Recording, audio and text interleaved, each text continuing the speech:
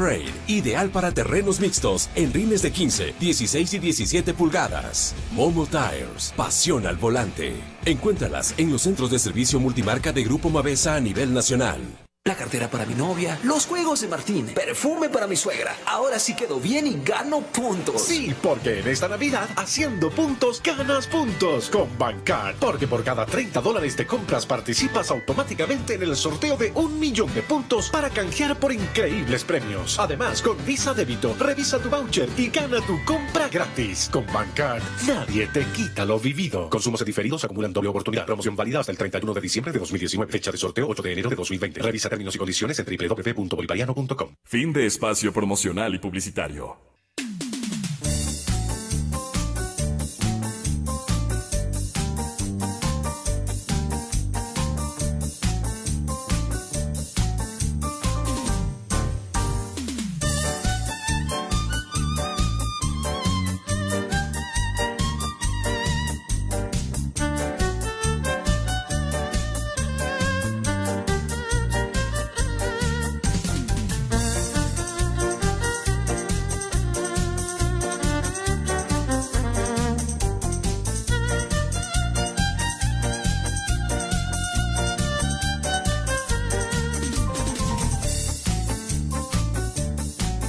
Aquí lo estamos recordando, doctor Vladimiro Álvarez Grau.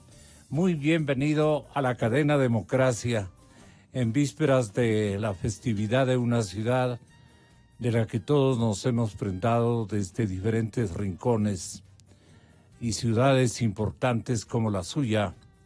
Doctor Vladimiro Álvarez, muchas gracias por estarnos acompañando. En el estudio está Gustavo Medina López y está también el señor doctor Óscar Ayerbe. Ingeniero. Ingeniero. ¿Usted es ingeniero en?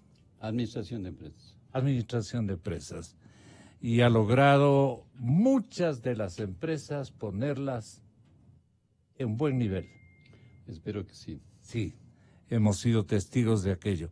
Bueno, señoras y señores, Vladimiro Álvarez, y perdonen la forma como los estoy presentando, estamos en plenas celebraciones y vale la pena que los acordes de estas canciones dedicadas a la capital de la República nos acompañen también en el vivo interés de coadyuvar con empeño a la magnífica orientación que ustedes pueden propalar respecto de instituciones cívicas y políticas en nuestro país. Se van a posesionar, por ejemplo, con jueces en medio de impugnaciones. ¿Cómo reza esta realidad según el doctor Gustavo Medina? Buenos días, doctor. Buenos días. Permítame, Gonzalo, primero que exprese mi complacencia de compartir esta mesa con Óscar, un viejo amigo. ¿Coideario?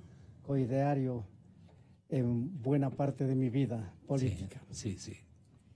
Y que lo haga en un momento en que la ciudad capital de la República celebra su fiesta magna fundamental, a la que tenemos que adherirnos los quiteños que como usted y como yo hemos nacido a 120 kilómetros de distancia, pero que nos sentimos tan quiteños como aquellos que nacieron en esta tierra. Es un sentimiento que nos hermana y nos ha hermanado siempre, Gustavo. Nosotros somos tan quiteños como todos los demás y nos complace compartir estas festividades que tienen que ser festividades que mezclen dos elementos fundamentales, el patriotismo y la alegría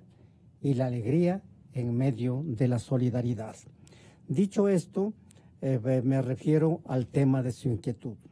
Efectivamente, terminado el proceso difícil de evaluación de los magistrados de la Corte Nacional, en el que... ¿Por qué resultaba difícil en esta coyuntura, Gustavo? porque evaluar una actividad como la administración de justicia difiere de evaluar cualquier otro cargo administrativo por la complejidad de los temas que se tratan en la administración de justicia, en la que se juegan valores fundamentales para las personas: el honor, la libertad, el patrimonio. Por eso es que es difícil complejo evaluar a los administradores de justicia. Pero ha terminado una etapa, y por lo que hemos visto, el Consejo de la Judicatura ha procedido a designar con el carácter de temporales con jueces para integrar la Corte Nacional de Justicia en orden que se mengue el normal desenvolvimiento de esta actividad. Aunque yo no soy partidario de que las transiciones sean muy largas, porque se prestan para muchas cosas. Manipuleos. Yo creo para manipuleos, porque se puede aprovechar del interim, ya sea para sacar cosas que interesan o para abusar de ellas. Por eso que pienso que esta transición tiene que ser lo menos larga posible, lo más corta posible, de modo que el Consejo de la Judicatura en este momento ya debería estar iniciando el trámite, el proceso de concursos para la provisión de estos cargos, concursos de oposición y méritos que quisiéramos que asimismo difieran de los que ya han ocurrido, concursos de oposición y méritos en los que ya se sabía previamente quién han de ser los ganadores. Eso no puede ocurrir. Tiene que cambiar este país en orden a que en el máximo nivel de la Administración de Justicia ordinaria, la Corte Nacional de Justicia, que nunca debió dejar de ser Corte Suprema de Justicia, en orden a que en ese estrato y además de la administración excelentísima.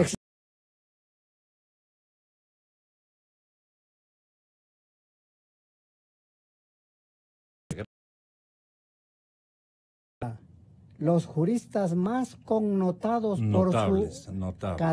por su calidad intelectual y por su bagaje ético. Ahí tienen que confluir esos dos factores para efectos de crear ¿No ha ocurrido eso últimamente, responsabilidad? doctor Medina? Lamentablemente, la historia de la administración de justicia en el orden político es muy preocupante.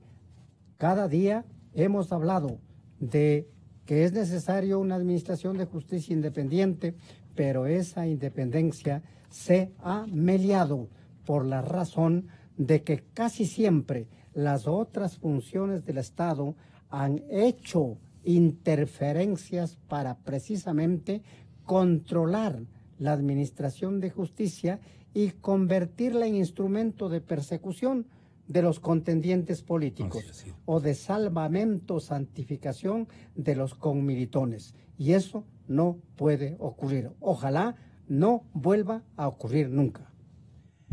La doctora María del Carmen Maldonado, presidenta del Consejo de la Judicatura, ella, no su esposo, está en una nueva etapa de justicia.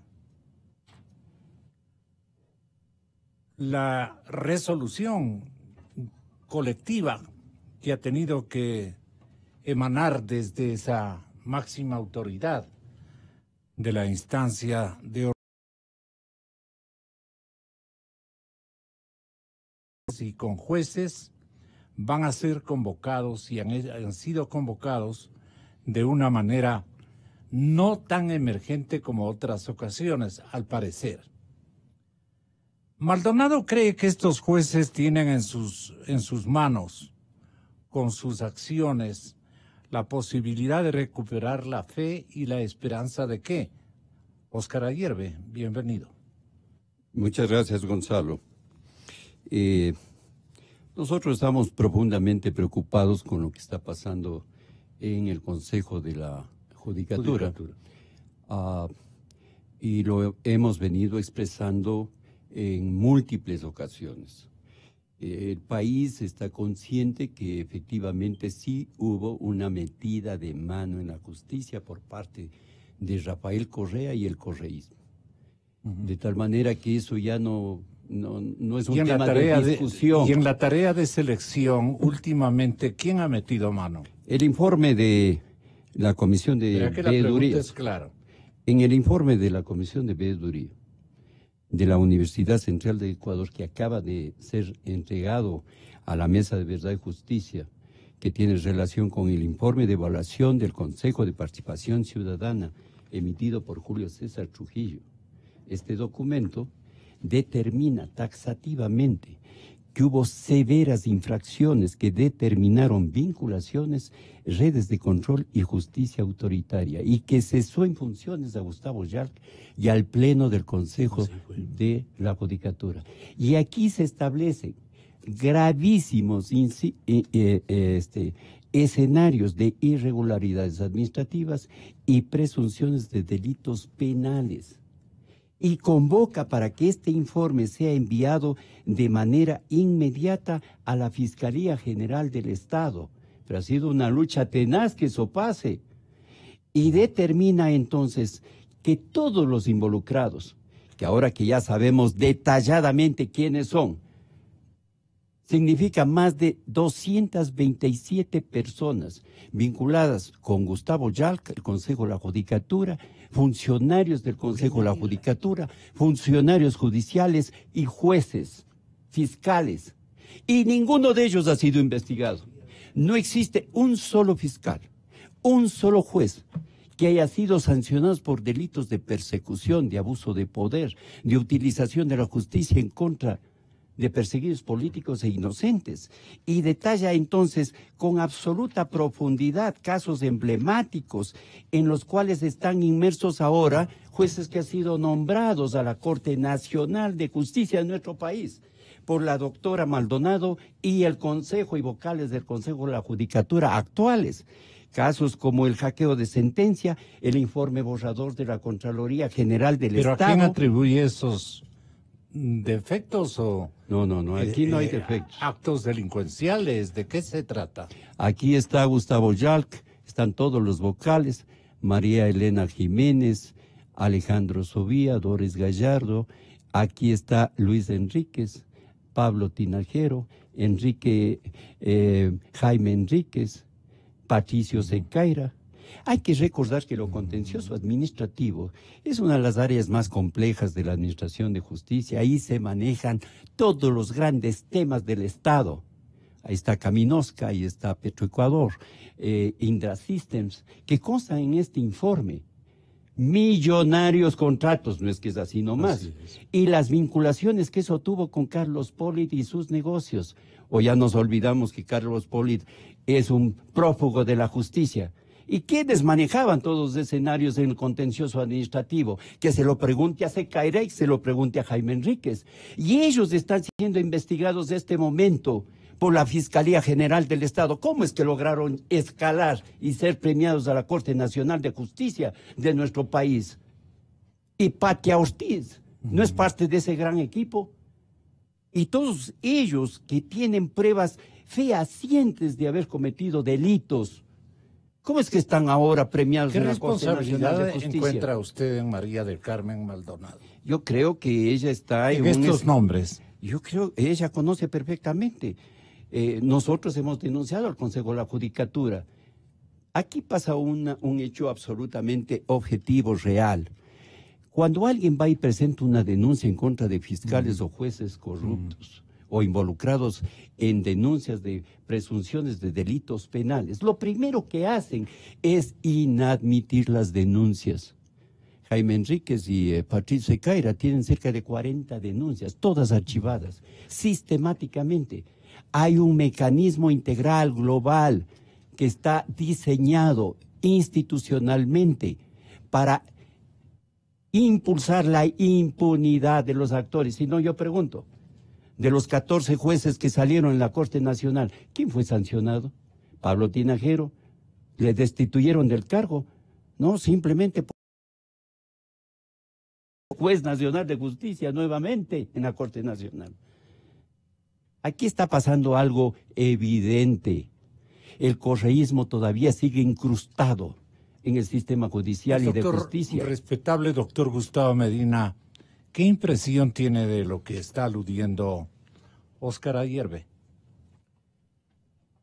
Pienso que el Consejo de la Judicatura debía haber tenido especial cuidado en medir los merecimientos profesionales, los merecimientos funcionales, pero también estas impugnaciones a las que se ha referido Óscar.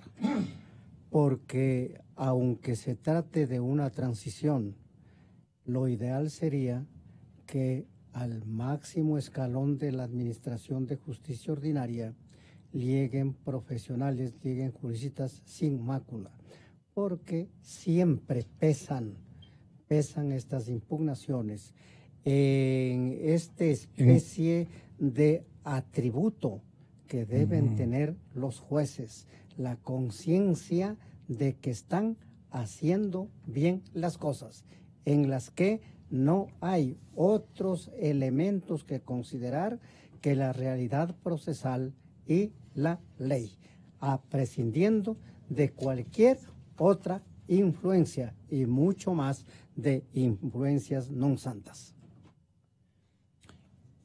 Con eso desearíamos referirnos,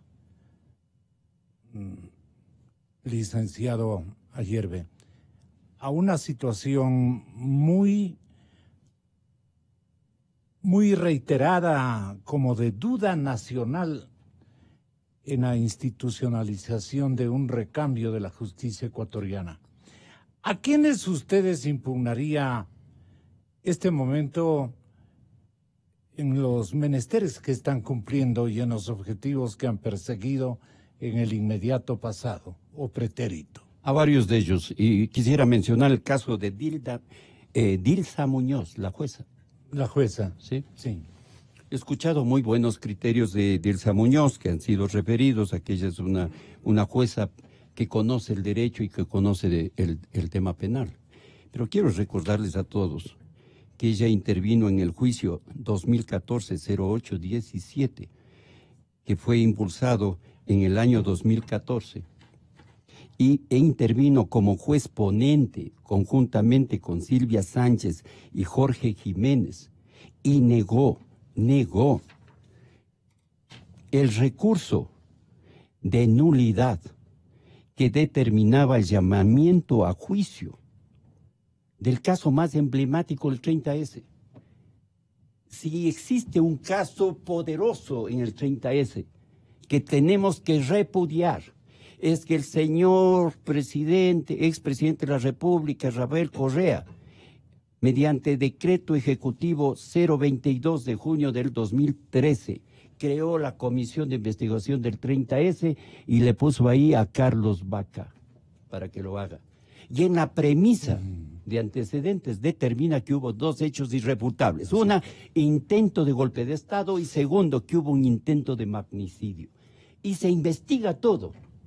Y luego el informe secreto de la Contraloría General del Estado, Gonzalo, informe secreto, determina que la CNAIN gastó millones y millones de dólares para comprar testigos, adulterar evidencias, videos, fotografías, cambiar todos los peritajes como les daba la gana para perseguir inocentes. Entre esos estaba el caso de intento de magnicidio. Y la doctora Dilsa Núñez intervino en ese caso. Y ella va a la Corte Nacional de Justicia, a la sala de lo penal. Y varios de los casos que vamos nosotros en ejercicio pleno del derecho, recursos extraordinarios de revisión, ella va a tener que excusarse porque ya conoció este caso. Y debo anunciarle al país que los próximos días vamos a presentar justamente este caso, un recurso extraordinario de revisión, en la pretensión nuestra que sean declarados inocentes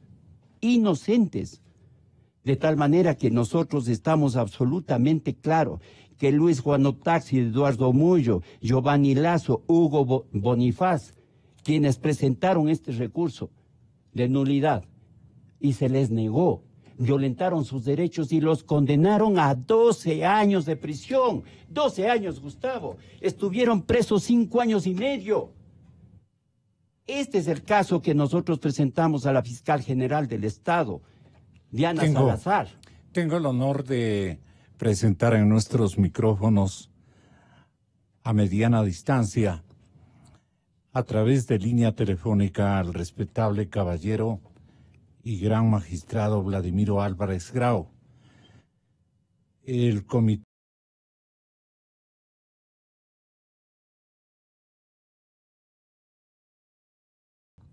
y en conocimiento de causa, quisiéramos que nos haga visualizar, doctor, cuál es su opinión sobre evaluación de jueces y magistrados, unos que se merecen el respeto de todos los connacionales y otros que realmente no sé cómo subsisten con sinvergüencería y todo a las reglas de juego mal usadas de últimos tiempos en esta modificación institucional. Doctor Vladimiro Álvarez, un placer saludarle conjuntamente con Gustavo Medina y Óscar Ayerbe. Buenos días, doctor. Buenos días. Un saludo especial al doctor Medina y al ingeniero Ayerbe, integrantes de este panel. Efectivamente, formé parte del comité de apoyo a la evaluación de los jueces y con jueces de la Corte Nacional de Justicia, antes llamada Corte Suprema de Justicia, como debía seguirse llamando. Pero en todo caso, esta evaluación resuelta por el Consejo de la Judicatura en ejercicio pleno de sus atribuciones y obligaciones constitucionales y del Código Orgánico de la Función Judicial. Este proceso de evaluación, fue referido a aquellas causas que los jueces o aquellos trabajos que realizaron los magistrados de la Corte Nacional de Justicia en el periodo de diciembre 2014 a diciembre 2018.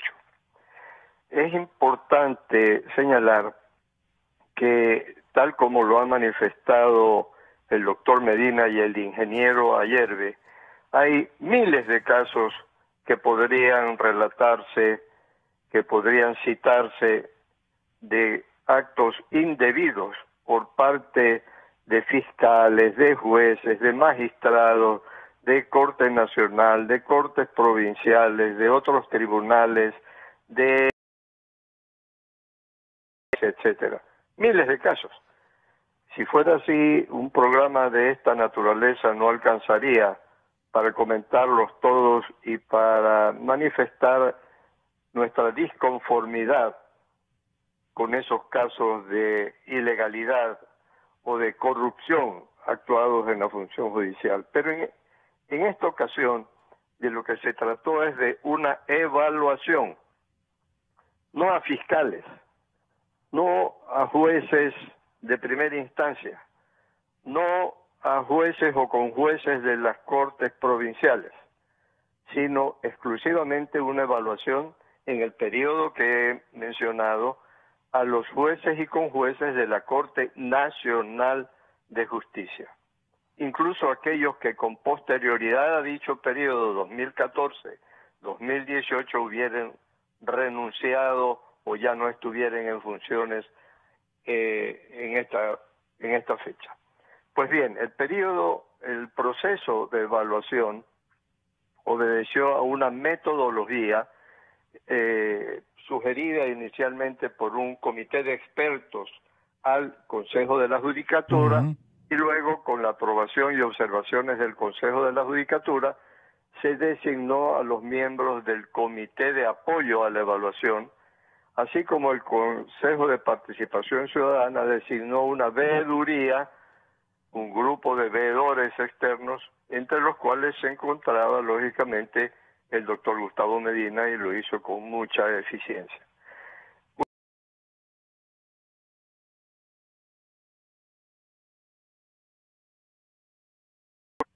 Se fundamentó también en informes de la asesoría jurídica del Consejo de la Judicatura, del Departamento de Talento Humano del Consejo, de informes que tenían de la Contraloría General del Estado y de otras organizaciones públicas. Con todo eso, el Consejo de la Judicatura emitió su decisión final, que fue notificada uno por uno a cada uno de los jueces y con jueces evaluados, quienes tuvieron la oportunidad de pedir una reconsideración, una especie de recalificación.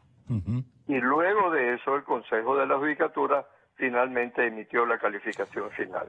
¿Varios de ellos siguen investigados por Fiscalía?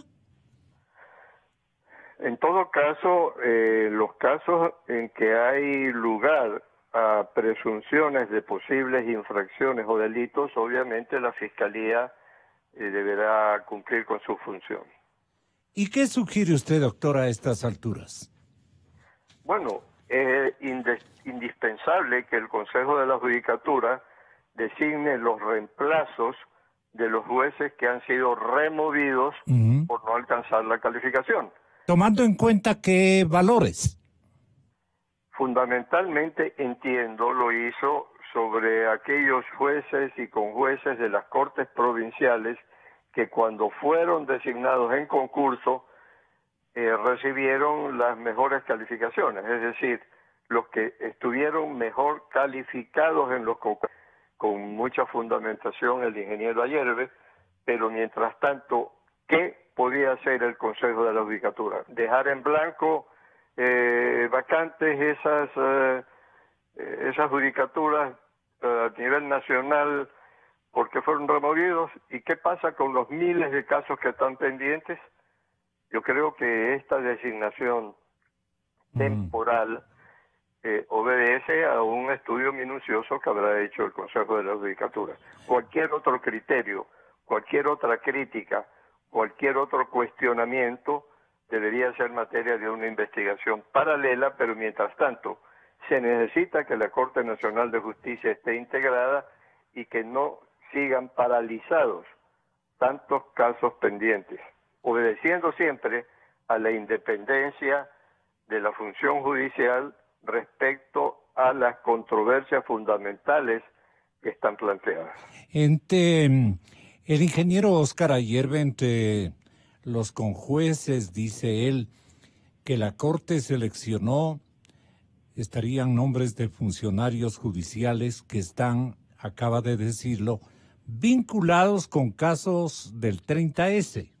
Las diversas asociaciones, según acaba de manifestar, esperan que el Consejo de la Judicatura los reciba y así puedan dar a conocer los avances de las investigaciones que existen. ¿A usted qué le parece? Me parece muy bien que el Consejo de la Judicatura reciba las denuncias que quieran presentarse, luego las procese y de acuerdo con eso tome sus decisiones. Doctor Gustavo Medina, ¿usted qué opina? Primero, permítame saludarle al doctor Vladimiro Álvarez claro a distancia y señalar que efectivamente él en el comité de apoyo y yo en el grupo de veedores participamos en este proceso de evaluación. Participación que desde luego, y hay que subrayarle, no quita la responsabilidad exclusiva y excluyente del Consejo de la Judicatura en las decisiones tomadas, porque a ese órgano administrativo corresponde esta decisión en el marco constitucional y legal. Dicho esto, ¿Y usted puede hacer o elevar a crítica esta dimensión de irresponsabilidad o de falta de empeño del Consejo de la Judicatura? No, más bien lo que yo estoy es reiterando aquello que fue la posición de los veedores desde el primer momento. Sin embargo, de que se requieren estructuras de apoyo, de auxilio, la responsabilidad está en el Consejo de la Judicatura. Y por eso precisamente se determinó que este grupo, constituido por juristas connotados, como el caso de Vladimiro Álvarez, se denominara así: Grupo de Apoyo, Comité de Apoyo, no de decisiones. Pero la responsabilidad recae en el estamento que acabo de mencionar, ¿no? Eso simplemente he querido ratificar porque ese fue el criterio que ha venido naturalmente subsistiendo, perviviendo a lo largo de este proceso. Ahora, ya en el tema... Perdone, doctor, que le insista. ¿Qué le reclama a usted por la valía, por la representatividad que usted encarna, doctor Medina, la confiabilidad social especialmente? ¿Qué le reclama a usted a la Judicatura? Habría querido que considere exhaustivamente estas denuncias que vienen flotando en el ambiente nacional desde hace algún tiempo, dado que el caso denominado 30S se volvió emblemático en el país y muchos ecuatorianos, si no creo equivocarme, la mayoría de ecuatorianos consideramos que el origen era una revuelta policial, mal organizada ciertamente, que no daba para convertirla en fuente de un eventual golpe de Estado o de un magnicidio, que naturalmente a lo mejor podía ocurrir así de raro por la imprudencia del presidente de la República del entonces de ir a un lugar en donde había un conflicto que debía tratarse, y que estaba irresuelto. Conflicto que obedecía a la falta de oportunidad y de acierto en el tratamiento de temas militares en una ley, la de servicio público, que si bien tiene algún nexo con la actividad de la fuerza pública, no es lo mismo. La Constitución manda que los asuntos militares y policiales deben tratarse en leyes especiales. Sin embargo, con imprudencia y todo, como ha ocurrido en todos los actos de este ciudadano, se metió el tema, aquello de las condecoraciones, por lo que recuerdo, se metió en este cuerpo normativo que nada tenía que ver con el tema militar. Y eso provocó tanto que la revuelta ocurrió a las primeras horas del siguiente día de la noche en que se aprobó la ley de servicio público. Ese asunto que debió tratarse... Su lectura es muy fiel, doctor. Este asunto que debió tratarse en las estructuras correspondientes, encargarlo al propio comandante general de la policía, y si él no tenía suficiente autoridad, al ministro de Interior de entonces para que lo trate y lo resuelva, y no como con ensimismamiento ir a incentivar en definitiva el juego. En todo caso, este 30S, así se le denomina, creo que hasta lo patentaron, el nombre. Propiedad intelectual de Rafael Correa. Resultó un asunto emblemático cuyas acciones creo que merecían ser consideradas, porque es importante, aunque en el campo de la transitoriedad, subrayando que esa temporalidad debe ser lo más corta posible, deberían ser magistrados que no tengan ninguna posibilidad de objeción, para que puedan con autoridad suficiente decidir los trascendentes asuntos que están en el máximo órgano de la justicia, en la Corte Nacional de Justicia. Hablan de aproximadamente 8,000 causas pendientes Claro que no podrán terminarlas o resolverlas en la transitoriedad, pero al menos hay que ir avanzando en la evacuación de estos temas, porque la justicia, la administración de justicia, es uno de los factores fundamentales del desarrollo nacional.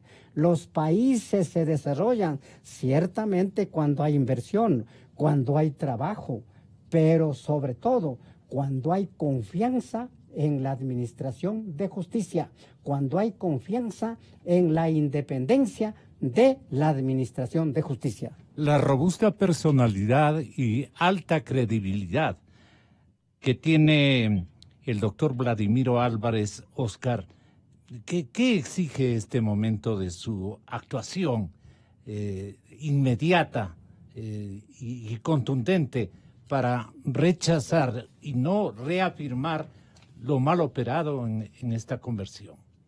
Un saludo al doctor Álvarez. Evidentemente que este trabajo de evaluación de la Corte Nacional fue absolutamente vital y necesaria. Eso debió haber sido hecho inmediatamente cuando fue nombrado el Consejo de la Judicatura Transitoria presidida por Marcelo Merlo. Ya se saben los acontecimientos. El resultado de esta evaluación ha determinado que jueces que el país conoce y que puede confiar, la misma presidenta Paulina Aguirre o la doctora Daniela Camacho, por ejemplo, o el doctor Iván Saquicela, entre otros.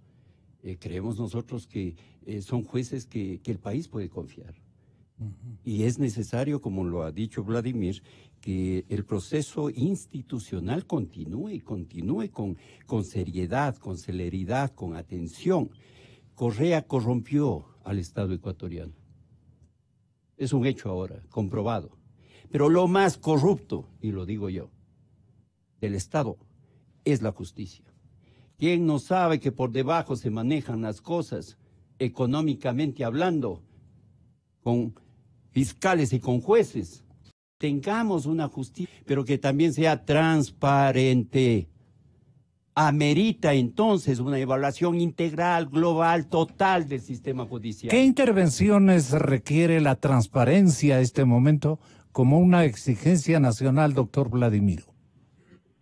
Bueno, una vez concluido el proceso de evaluación a la Corte Nacional de Justicia, el Consejo de la Judicatura, obviamente, con ese ejemplo que muchos jueces y magistrados de otros niveles, a nivel nacional, en todas las provincias del país, están atentos a mejorar su conducta.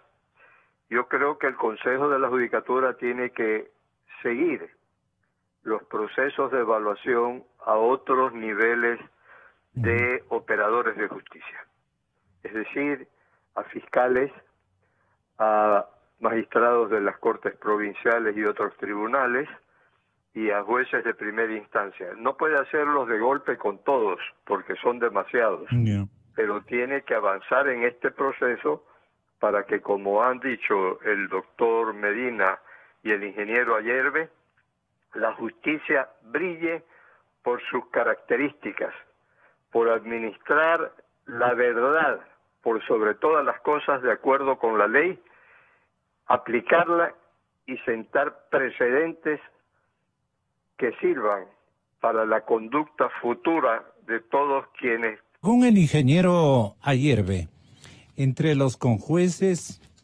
que el Consejo de la Judicatura, María del Carmen Maldonado, ha seleccionado, están nombres de funcionarios judiciales que están directamente vinculados con casos del 30S. Esta es la acusación medular que tiene que obtener una respuesta. ¿De parte de quién, doctor Vladimiro? Bueno, fundamentalmente de parte de los propios jueces, que como bien ha dicho el ingeniero Ayerbe, si ya conocieron el tema en otros niveles del sistema judicial, obviamente a nivel de Corte Nacional de Justicia no pueden seguir conociendo el tema, por haber ya tomado decisiones durante las acciones que se siguieron o los recursos presentados, etcétera. Pero luego también el Consejo de la Judicatura deberá estar atento a la conducta de esos conjueces transitorios para que en caso necesario se tomen las decisiones administrativas o judiciales que sean necesarias, apropiadas para mantener la misión fundamental de la Administración de Justicia en el país. No se pueden posesionar con jueces en medio de impugnaciones, pues, ¿no? Tienen que ser verificadas esas impugnaciones para que haya un cuestionamiento y una decisión final. ¿Puede usted verificar esas impugnaciones? Desde luego que sí. Voy a leer algo que escribió el doctor Julio César Trujillo. Se cometieron delitos de intercepción ilegal de datos, Eso dice ataque Julio César Trujillo en su que en paz informe de descanse. evaluación. Acceso no consentido al sistema informático, fraude procesal, falsificación y uso de documento público, destrucción de registros, asociación para delinquir. Se presume fundamentadamente que hay graves responsabilidades del Consejo de la Judicatura. Es Jaime Enríquez Yepes, ahora juez de la Corte Nacional de Justicia. ¿Qué es esto? Quiero también agregar otro tema. Hay un caso famosísimo que está relacionado con un informe informe borrador de la Contraloría General del Estado. Gustavo sabe que todos los informes deben ser definitivos para establecer responsabilidades. ¿Qué pasa en este informe borrador y quiénes están involucrados? La empresa General Técnica de Construcciones. ¿Y por qué es famosa ahora? Hoy aparecen los documentos de Arroz Verde llamados sobornos. Financista de las campañas de Alianza País, Rafael Correa, vinculado con la señora Duarte, creo que fue ministra de Obras Públicas o no. ¿Y quiénes están involucrados en eso? El señor doctor Jaime Enríquez, hasta que yo voy mencionando dos casos, y de este caso lo conoce muy bien Patricio Sequeira, o él no le ayudaba a hacer las sentencias. ¿Y qué a es Jaime ahora Enríquez. Sequeira? ¿Y qué es juez de la Corte Nacional? En lo contencioso, armado equipo con Jaime Enríquez. ¿Y de qué se trataba este informe borrador? ¿Y de quién es el error? Potencial error, no potencial error o calificativo de error, sino tiene que tener otra concepción delictuosa o delictiva esas designaciones para amparar otros propósitos, quiero entender. Pero desde luego le perdonaron 4.3 millones de dólares sobreprecio en facturas de un contrato vinculado en corrupción de ¿A quién le 105? perdonaron? Pues a la empresa general, Técnica General de Construcciones. ¿Quién la le perdonó? financista. Para que quede claro. El Tribunal de lo Contencioso Administrativo, conformado por Marco Isidro Arciniegas, Bayardo Espinosa Brito, Jaime Enríquez Ponente. ¿Y qué tal? ¿Qué tal? Y luego este caso tiene otro tema, que la que era parte de ese tribunal originalmente era la doctora Beatriz Cadena, ahora presidenta de la Mesa de Verdad y Justicia. Ella se opuso, presentó una sentencia con voto salvado. Ni siquiera le subieron al sistema SADG. Luego la persiguieron, la destituyeron. ¿De qué estamos hablando? Pero esto no es un informe de Óscar Ayerbe, esto es un informe del doctor Trujillo y el Consejo de Participación Ciudadana Transitorio. No es que estos temas eran intocados, el que se atrevía a hacer algo, por contrario, los destituían. No dijeron eso, que la Corte Constitucional así lo había determinado. Este informe, mi estimado Gonzalo, no sirve para nada. No sirve ni siquiera para tirarlo en el tacho de la basura del infierno. ¿Qué es esto? No es que nosotros, Óscar Ayerbe, o la Asociación Víctimas 30S, o la Asociación Unidos por la Justicia, o la Mesa de Verdad y Justicia, queremos perseguir a nadie. No queremos que nos hagan lo que nos hicieron a nosotros. No, pero no queremos impunidad. O ¿Cómo la simplemente evitamos, claudicamos doctor y nos Medina? vamos a la casa sin decir absolutamente nada. Y tenemos más y más y más cosas. ¿Está garantizada la impunidad a estas alturas? Me parece que la lucha de este momento histórico es contra la impunidad. Y eso se lo logra mediante una seria administración de justicia. Una seria administración de justicia. Y dicen, y hemos dicho... Pero es que perseveran que los jueces, en las dimensiones más significativas de la justicia. Los jueces se legitiman jueces correístas, por la bondad fiscales correístas. Los jueces se legitiman por la bondad de sus pronunciamientos. Y esos pronunciamientos tienen el calificativo de serios cuando hay conciencia de que están ajustados a los hechos y a la ley. Fuera de eso, no puede haber ningún otro factor que decida, sobre todo en asuntos tan trascendentes como los que están inmersos, sobre todo en materia de contratación. ¿En manos de quién están estos expedientes? Nos hagamos un poco los tontos. Óscar Ayerbe. Estos expedientes y todas las denuncias están en manos de la Fiscal General del Estado, porque hay una indagación fiscal sobre estos temas, y también en manos de los 5 vocales del Consejo de la Judicatura, encabezados por la doctora Maldonado. Yo presenté con mi firma una denuncia en contra de Gustavo Jack y 24 de sus adherentes a estos delitos. ¿Quién aturde, no ha pasado nada. ¿Quién aturde a la doctora Maldonado? Todos. El 97% de los funcionarios del Consejo de la Judicatura son exactamente los mismos que dejó Gustavo Yalc. No pasa ¿Eso nada. qué significa? Significa que todos están ahí. El que más debe aplaudir por todas estas decisiones es Gustavo Yalc. Él está contentísimo. Es su equipo, es su entorno, es todo. Ahí está Gisela Ibujés, coordinadora, subdirectora nacional de coordinación disciplinaria. Está su gente. ¿Y qué acaba de pasar? Que lo ratifican ahora como coordinador general en Pichincha. Van rotando, se van de un lado hacia el otro, se van encubriendo. Van protegiéndose los unos a los otros. Ahí hay un montón de bomberos, no se pisan las mangueras. ¿De qué estamos hablando? ¿Qué es lo que tenemos que hacer? ¿Y en el gabinete también tiene aliados?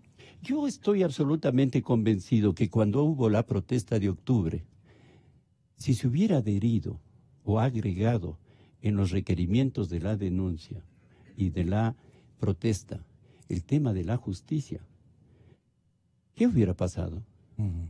¿Qué es lo que están esperando? Habría pasado. ¿Qué es lo que están esperando? ¿No incendiaron los expedientes en la Contraloría General del Estado? ¿Cuántos expedientes habrá en las Cortes que quieren también desaparecerlos? El tema es grave, hay que manejarlo con seriedad, hay que manejarlo con absoluta severidad este tema. Debe ser prioridad nacional corregir el problema de la justicia. Estamos involucrados todos. No hay democracia sin una justicia seria, independiente, transparente. Tenemos que defender la institucionalidad. Tenemos que defender el hecho cierto que todos los ciudadanos y en particular la comunidad jurídica tiene convicción y conciencia de esa con absoluta claridad.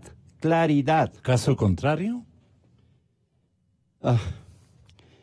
Los escenarios de otras incidencias de protesta social no pueden quedar de lado lo que interiormente está pasando en el país. Que ¿Y es en un qué tema se confían grave y estas gentes, doctor Medina?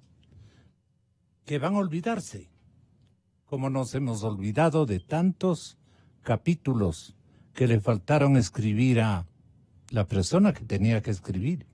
La aciaga vida política nacional se ha caracterizado por una suerte de amnesia. Sí, colectiva. Provocada. Todos los días conocemos de algún hecho que nos sorprende. Sí. Pero la siguiente o subsiguiente semana Así es. ya nos olvidamos de ese acontecimiento. No sé si porque viene otro de igual o de peor naturaleza, pero vuelvo a repetir, la historia convulsa de nuestra nación ha sido esa, una amnesia recurrente. Siempre nos vamos olvidando. Y claro que hay que olvidarse de lo malo en términos generales, pero cuando se trata de cosas de la administración pública, hay que corregirlas. Doctor Vladimiro Álvarez, caso contrario, ¿qué puede ocurrir en el Ecuador?